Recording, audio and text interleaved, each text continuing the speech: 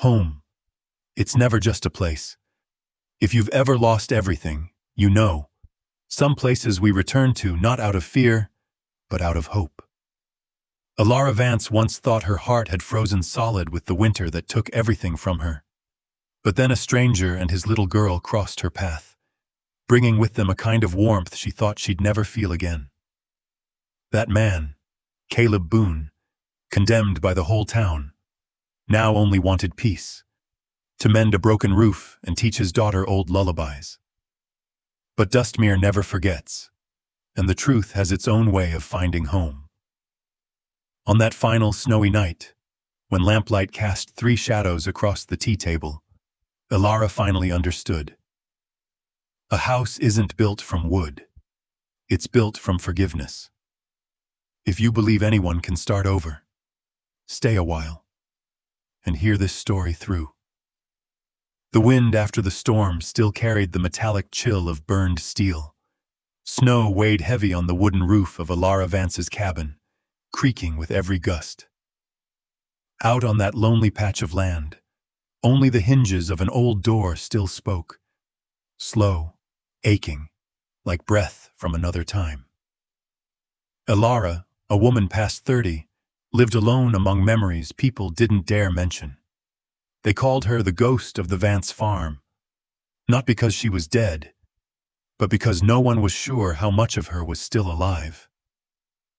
That night, the sky looked torn apart, a black sheet ripped open by a thin moon. She had just banked the fire in the stove when she heard it. A knock. Not loud, not hurried, just a small, careful sound that cut through the silence like a question. It wasn't from the front door. It came from the old shed behind the house, the one she hadn't stepped into for 3 years. She froze. Her heart thudded as if the house itself were listening. Another knock. Soft, but enough to scatter the stillness she wore like armor. Alara pulled on her heavy coat, grabbed a small oil lamp. The light trembled as she crossed the yard, snow crunching deep under her boots. There, a figure, not large but upright, as if born to face the wind. A man in a worn brown coat, snow dusting his shoulders, and beside him a little girl no older than 6, clutching a trembling cat to her chest. "Beg pardon, ma'am," the man said, voice rough and dry as ashes. "We just need a place for the night. That shed, still standing, isn't it?" Alara said nothing at first. The lamplight found his face, not strange but not familiar either. Something in his eyes caught her breath. The weary look of a man who'd traveled too far to remember what he was running from. Then she looked at the girl. The child lifted her gaze, clear blue eyes rimmed red from the cold. "Papa said we won't trouble anyone," she whispered. "But the cat's so cold." Alara inhaled sharply. The air cut her chest like glass. "The shed's still there," she said. "Not much comfort, though." The man nodded, as if she'd handed him a gift. "Thank you. We'll be gone by sunrise." She led them across the yard. The shed leaned like an old drunk, its walls scorched black from the fire years ago. Dust and ash swirled in the lamplight, ghosting the air with memories. Alara pushed the door open. Cold air swept out, smelling of char and thyme. "If you can stand the chill," she murmured, "it's all I've got." The man ran a hand along the burned wood, his eyes lingering on the scars. "It's lost someone," he said softly. "Like me." Alara didn't answer. She just nodded, stepping back as they went inside. The oil light flickered across the snow, scattering it like shards of glass. She turned and walked home, leaving behind the faint mewl of the cat and 2 breaths rising in the cold. For the first time in years, the old shed of Dustmere had company. That night, the snow stopped, but the wind still sang through the roof seams, sweeping over white fields like a shroud drawn over sound.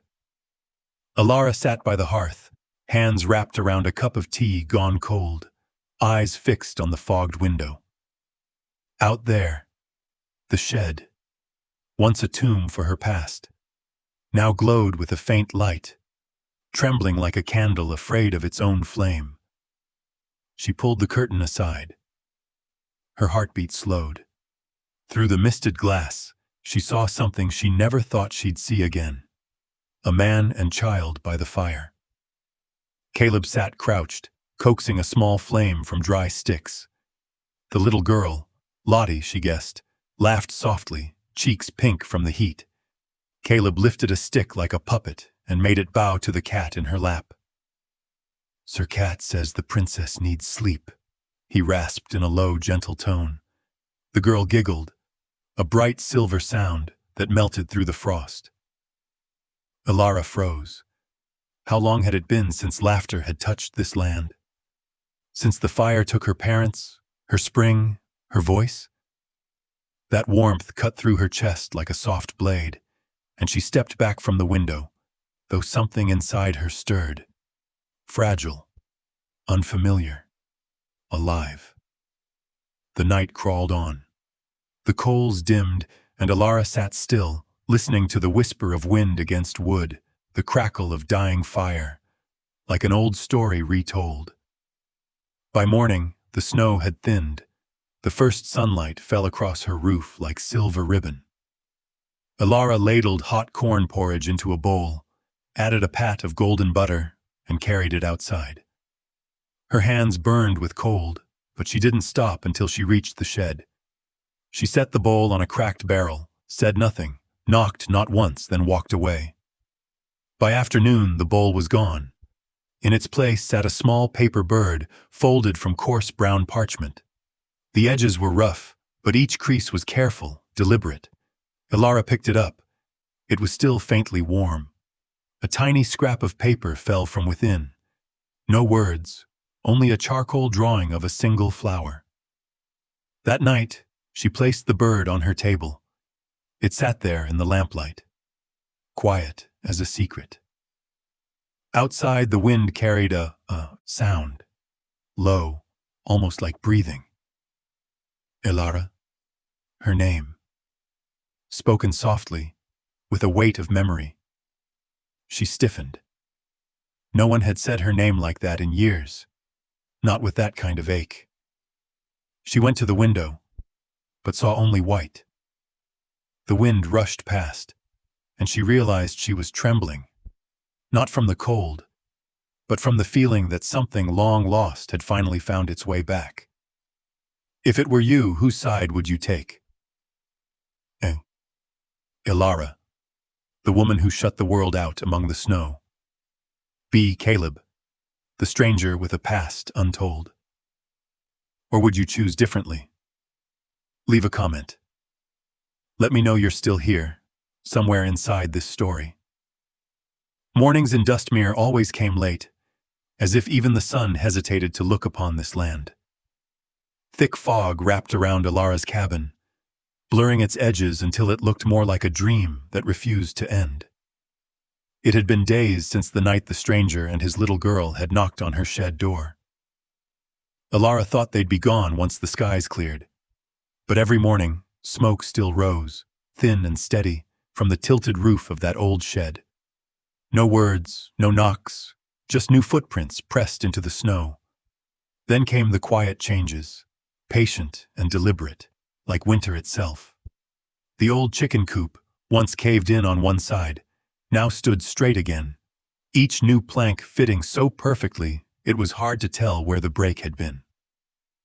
The hand pump that used to stick and groan now glided smooth, its water flowing clear as if it had never rusted.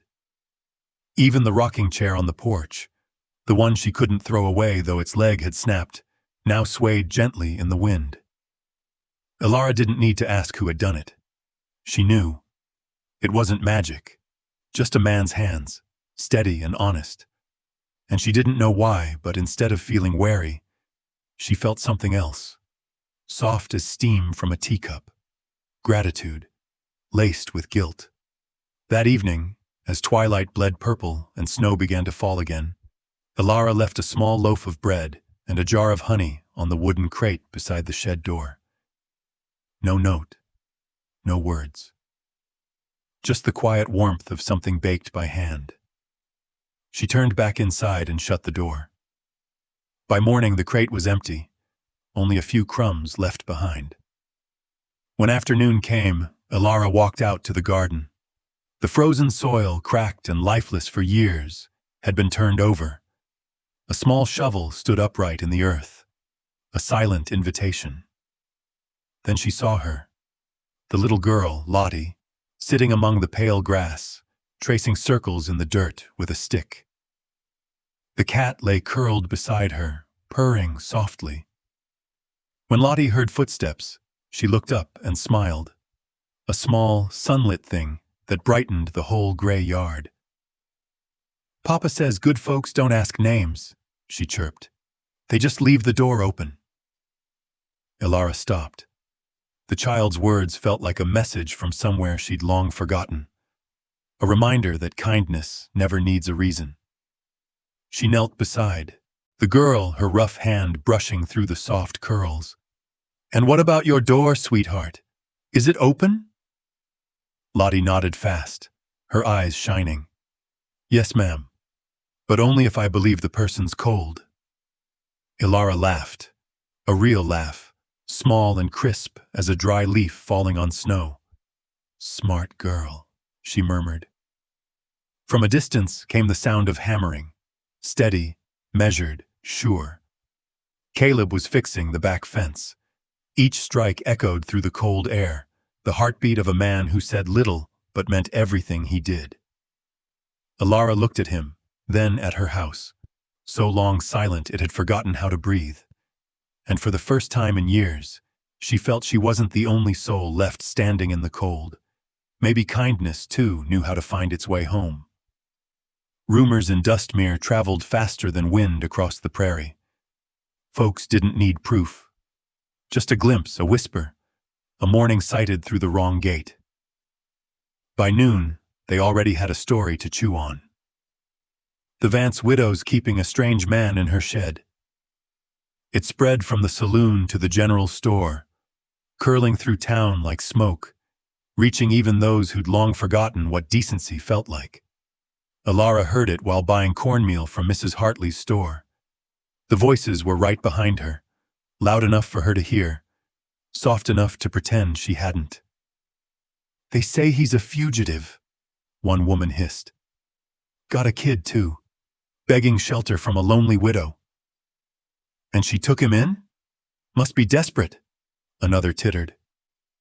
The laughter was light but sharp, cutting like a thin blade. Ilara turned, laid a few coins on the counter, her smile a fragile cover over the ache in her chest. "Add some salt, please," she said evenly, and walked out into the cold.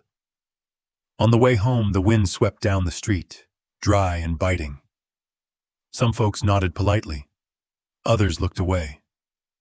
She didn't blame them, but inside some old seam tore open again.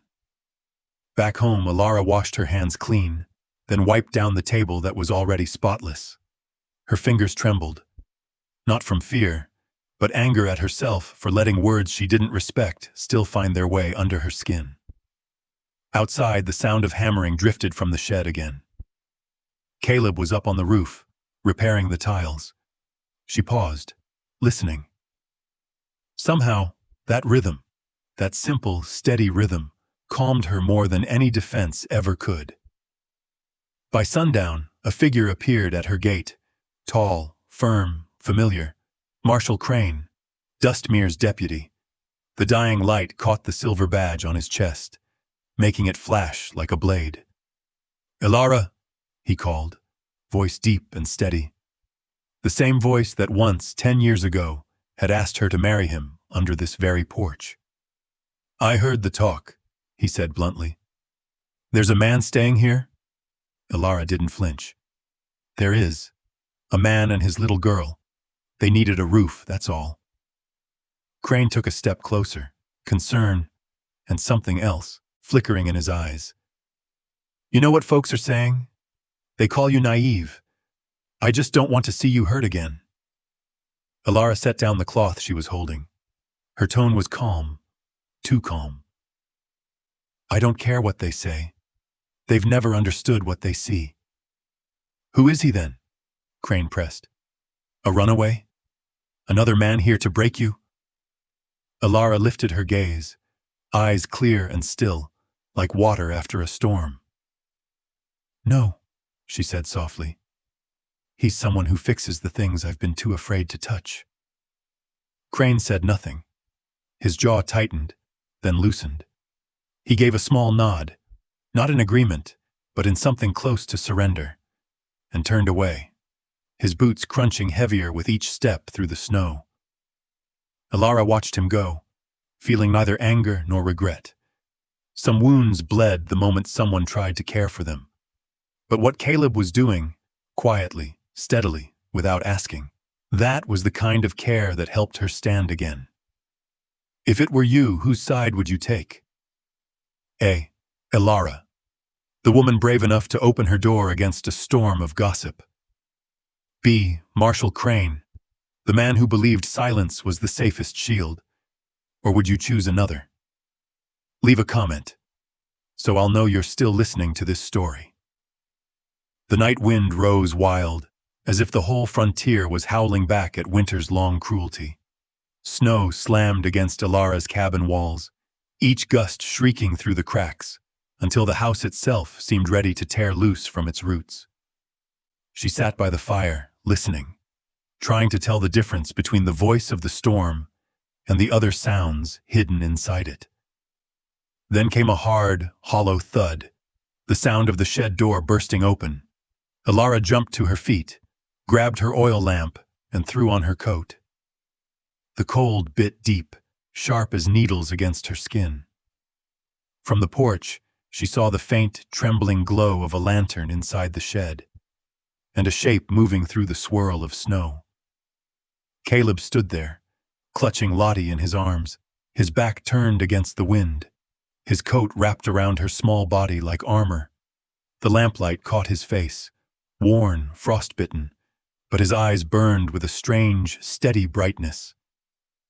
The door gave out, he said hoarsely through the storm. I didn't want her to freeze. Alara didn't hesitate. She swung her door wide, her voice firm and warm as the fire behind her. Get inside. They crossed the threshold, the wind forcing its way in before the door slammed shut behind them with a heavy click. The room filled with the smell of smoke and wet wood. Alara spread a wool blanket beside the hearth, the flames reflecting on Lottie's pale cheeks. The child shivered, clutching the little cat stiff with cold. Lay her here, Alara said softly, but with command. Caleb obeyed, careful, reverent, as though each breath from his daughter was the last sacred thing he possessed. Once covered, Lottie curled, close to the heat, her tiny hand finding the cat again as she drifted toward sleep. Alara poured hot tea, mint leaves and steam filling the small space. She set the cup before Caleb, who sat near the door, as though afraid to cross an invisible line. Melted snow slid from his hair in quiet drops. You've been to Dustmere before? She asked, eyes on the fire. He didn't answer right away. The silence stretched long enough for her to think he wouldn't.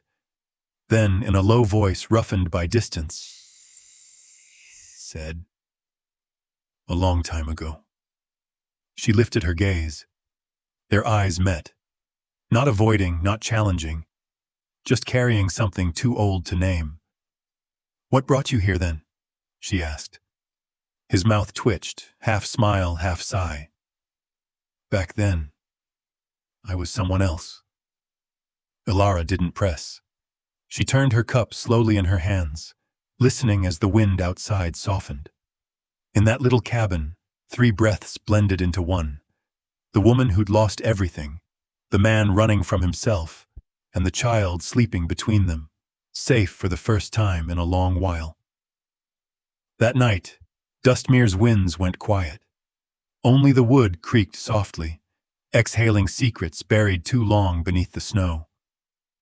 Dawn came quietly. No roosters, no morning chatter, just pale light creeping across the drifts. Alara opened the door and breathed deep. The air was sharp but clean, tinged with damp timber and cold ash. Across the yard, Caleb sat on a weathered chair, a block of pine before him and a small knife in his hand. Each time the blade caught the sun, it flashed silver. He didn't notice her watching. His movements were slow, steady, as if carving away not just wood, but the weight pressing on his heart. His hands were rough, scarred, cross-hatched with burns and old wounds. Each drag of the blade made a faint rasp, not harsh but weary, like the breath of a man long used to endurance. Alara walked closer, her boots crunching through the snow. Caleb looked up. His eyes met hers, warm, tired, honest. "You're up early," she said, a trace of curiosity in her voice. "Can't sleep when it's too quiet," he answered without pausing. "I used to wake before dawn, just to make sure the roof was still holding." Alara tilted her head, studying his hands. Slender, strong, precise. Those hands, they've done more than carve wood, haven't they? He stopped for a beat, then spoke softly. "Some mistakes can't be fixed. You just rebuild. Sometimes that's the only way to stay alive." Something in his tone made her still. It wasn't guilt, more like pain that had been sanded smooth by time. She didn't ask again, just nodded, turned back toward the house, and left him to his unfinished piece of wood and silence. By noon, the yard was alive again. Lottie ran circles through the snow, clutching the cat, and singing some tune about the big house on the hill. Alara was cleaning up when the girl's small voice piped through the cold air. "Miss Alara, do you know the big house on the hill?" Alara smiled faintly. "Which one, sweetheart?" "The one with white walls and shiny windows. Papa said we used to live there. Everyone called him Mr. Boone." The spoon in Alara's hand froze, clinking hard against the bowl. "Boone?" she repeated quietly. "Yes, ma'am," Lottie nodded. "I don't remember much, just that Papa wore a coat with gold buttons, and folks used to say hello first." Then she laughed and ran after her cat, leaving Alara standing alone on the porch. Blood drained from her face. Boone. The name wasn't new. Last year, Dustmere had shaken under scandal when Mayor Josiah Boone vanished, swallowed by whispers of embezzlement and a fire that gutted the town hall. Some said he'd died in the blaze. Others swore he'd fled. And now, here he was, maybe. A weary man with calloused hands, carving wood in her yard, with a little girl who still called him Papa Boone. Alara looked out over the snow. The world was white and clean, covering everything until truth and lies looked the same. Maybe not everyone who disappears is a sinner. Maybe some are just trying to start over, just like he'd said. If it were you, whose side would you take? Alara, the woman who uncovered the secret of a man once honored by the whole town. B. Caleb Boone, the man carrying both guilt and the truth untold. Or would you choose differently? Leave a comment, so I'll know you're still walking beside me through this story. News swept through Dustmere like the first wind of spring. No one knew its source, only that by the third retelling, everyone was whispering. "They're sending a new mayor," said one at Hank's saloon. "Clean record, good reputation." Another added, "He'll clean up Crowder's mess, if he can." By dusk, rumors threaded through every rooftop and stall, carrying a fragile spark of belief to a town that had forgotten hope. Alara heard it at the depot, the shopkeeper leaning close. "They say he's been here before, knows Dustmere better than anyone." She gave nothing away, but as she walked home, the words clung to her like ice. That night, she stood on her porch, watching light flicker from the shed. Inside, Caleb mended a saddle strap. Lottie curled nearby with her torn book. From the start, Ilara noticed his silence. No excuses, no complaints. Yet his quiet drew her in. Gratitude and grief lived behind his eyes, a man carrying days he thought he didn't deserve. Later in the yard, Caleb sat with cooling tea. Ilara draped her shawl over his shoulders. He spoke without looking up. "There are places I promised to return to. Dustmere is one of them." "Why?" she asked. After a long pause, "Because the one I loved most died here, and I'm the one to blame." His story came haltingly. His wife, May, had perished in the fire that consumed the town hall. Officials buried the truth, calling it an accident. Witnesses were silenced, and Caleb, then deputy mayor, had signed the false report, betraying his own conscience. He lost May, his honor, his name. "I didn't run because I was afraid," he said. "I ran because I couldn't bear to hear anyone call me Boone again." Ilara stood in the cold, snow melting on her coat. "Some names aren't meant to be forgotten," she whispered, "only remade." For the first time, Caleb smiled, weary but real. Somewhere beneath Dustmere's snow, the name Boone stirred again, not as power, but as redemption. Morning arrived, shrouded in mist. Ilara swept the porch when a rider approached. Long coat, silver badge. Marshal Crane. He dismounted, voice steady but cold. "Morning, Ilara." "You're early," she said. "I don't wait for the sun anymore." He handed her a folded warrant, sealed in red wax. "Name's Josiah Boone, missing since the Capitol fire. Word is, he may be here." Ilara said nothing. The birch trees hissed with wind. Crane's eyes fixed on her. "The man in your shed, who is he?" "You ask like you already know," she answered. "I'm asking because I know you," he said. "Soft hearts get used the most." Ilara's voice was calm. "All I see is a father fixing a roof." Crane's jaw hardened. "I've seen those hands before. Hands that sign orders, not swing hammers. If he's Boone, you're harboring a traitor." She stepped closer, their breath mingling in the cold.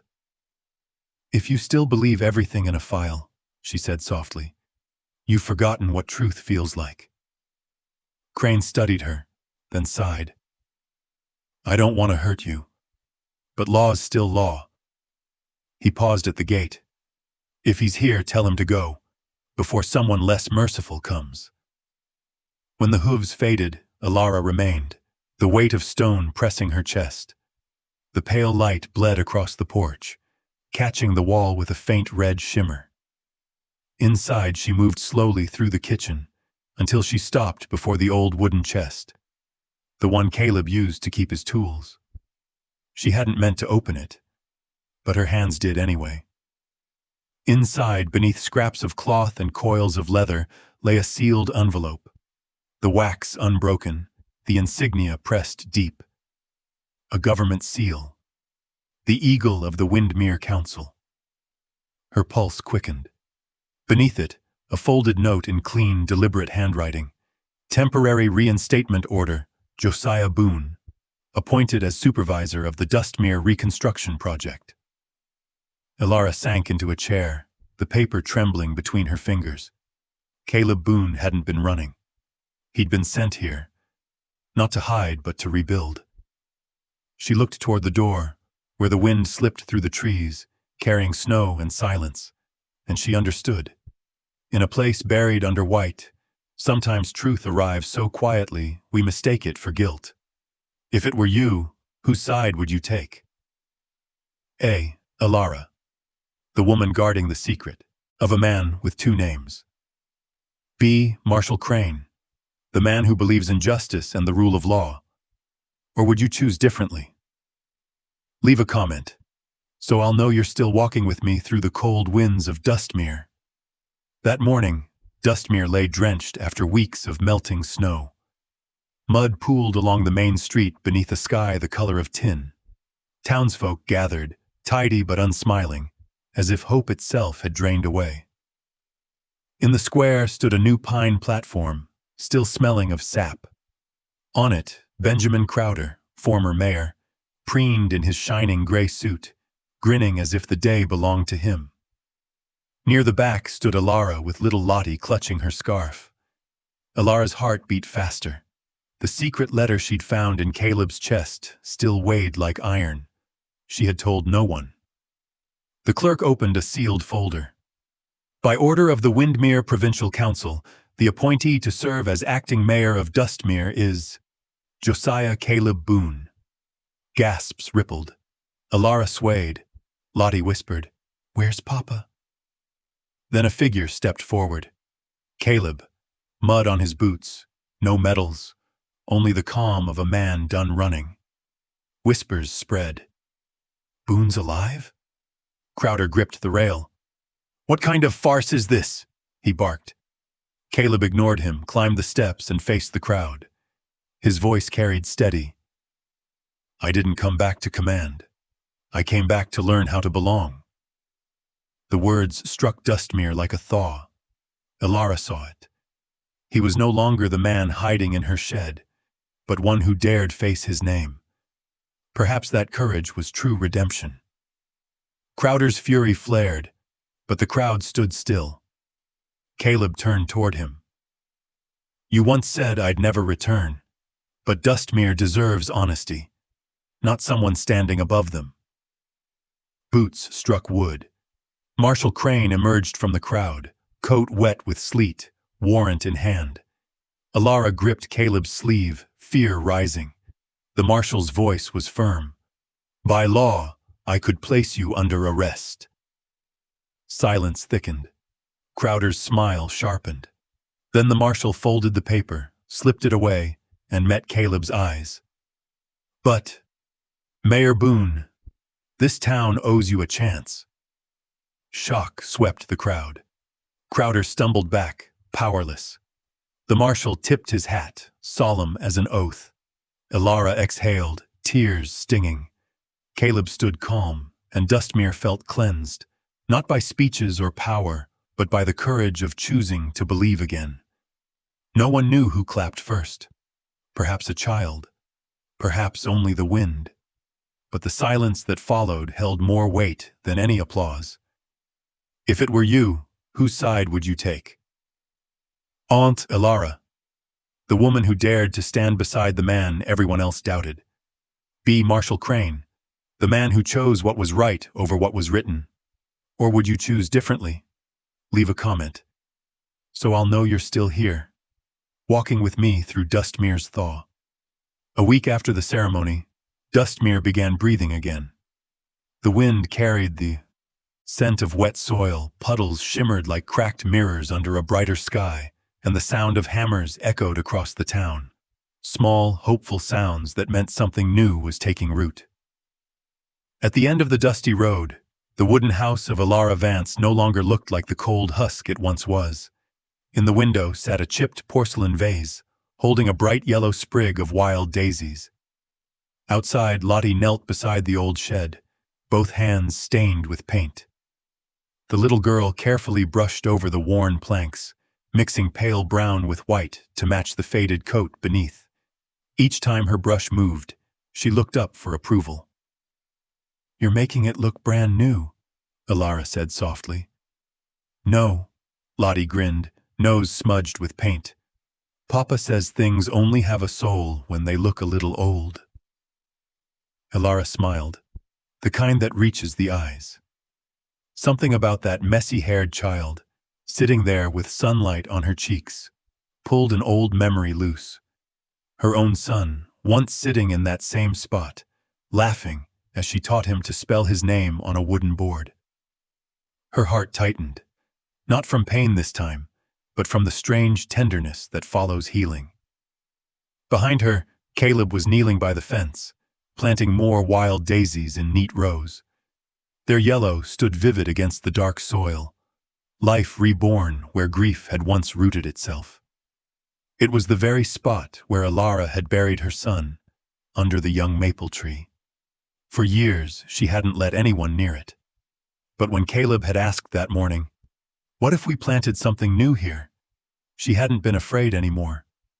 She walked over and helped him turn the earth, their hands working quietly together.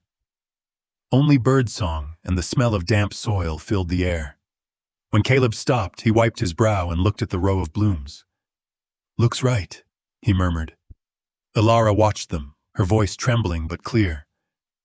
"Some things have to die, so we can learn how to love again." Caleb turned, sunlight catching the deep in his eyes. "And some places only need someone to turn the light back on." The words made Alara lower her head, smiling through the shine of unshed tears. She realized then, this man had never tried to change her life. He'd only stood beside it, warming it, piece by piece, like an old lamp burning through the longest winter night. Lottie ran to them, gripping their hands with a bright, fearless grin. "Now the shed's pretty, and the garden's pretty too. That means our house has 2 warm places." Caleb chuckled, brushing her hair from her face while Alara only nodded. Winter hadn't fully left Dustmere yet, but between the 3 of them, the cold had long since melted away, and when the breeze stirred the yellow petals, Alara lifted her gaze. For the first time in years, her house looked lived in. The last night of winter came like a breath, slow and thin. Dustmere lay quiet beneath a pale veil of snow, flakes falling like the ashes of an old season. Up on the small hill, Alara's cabin glowed softly. The lamplight swayed behind the window, keeping its patient vigil. There were no wagon wheels on gravel, no clatter of tools, no talk from the neighbors. Only stillness, the kind that doesn't feel empty, only earned. In the kitchen, steam rose from a kettle of mint tea. Alara set it down, her thin hands trembling slightly at the heat. Across from her sat Caleb.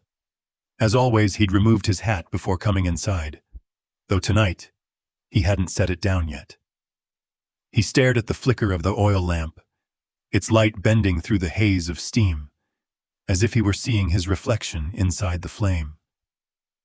Lottie slept on the couch, curled around the little cat, purring between her arms. Alara poured 2 cups. The steam fogged the window, blurring the snow outside into a soft blur of white. "The shed's full of ghosts now," she said quietly, not in sorrow but with a kind of peace. "And this house," she paused, watching the lamp, "has room for the living again." Caleb said nothing, but he understood. That shed, once their shelter, once her tomb of memories, had held both their griefs. It was the place where the lost had hidden and the living had forgotten to hope. But now, it held warmth instead. He slowly set his hat down on the table, a simple motion that felt like a promise. His fingers traced the brim before he lifted his eyes to hers. "I used to think I couldn't stay anywhere for long," he said, voice low and rough. "But maybe I was wrong." Alara looked at him. In the soft lamplight, his face no longer carried the hard lines of a fugitive, only the quiet weariness of a man who'd found rest. "No one here made you stay," she said gently. "You just stopped running." Caleb smiled, a small, warm thing, and turned to glance at Lottie. "She's been calling this place home since last week," he said. "I think she's right." Alara nodded, her eyes wet but calm. "Home," she repeated softly, "isn't where you were born.